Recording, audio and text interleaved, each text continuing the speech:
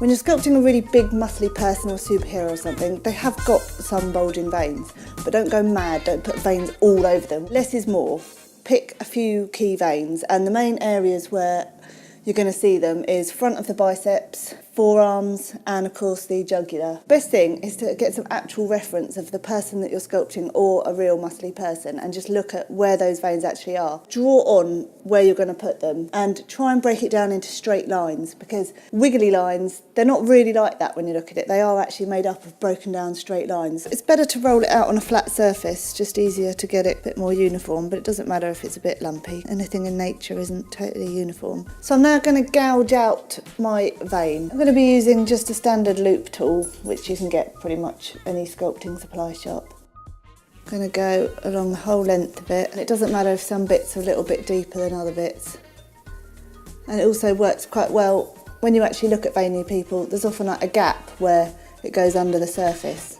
Just going to soften that a bit with the other end of the loop tool, just make it a little bit sort of shallower. I've got my length of vein. I'm just going to lay it in all the way along now.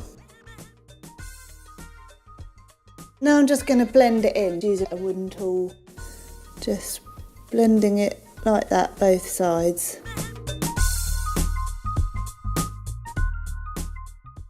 So I'm just going to blend by just dragging my loop tool across the veins, and be brutal, because what looks like you can barely see it up close is going to be really, really unsubtle as soon as you see it in a different light or stand back.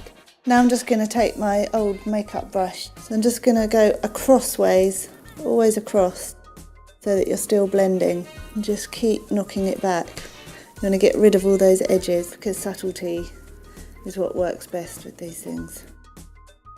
So I'm just going to sponge it down now, just using a natural sponge. It's always good to have a variety. Some bits are more sticky out than others. That's just going to make it look more natural. I think these are going to work really well for this level of finish that I'm going for. It's going to be a fiberglass body, and they'll read really well once they're all painted and looking lovely.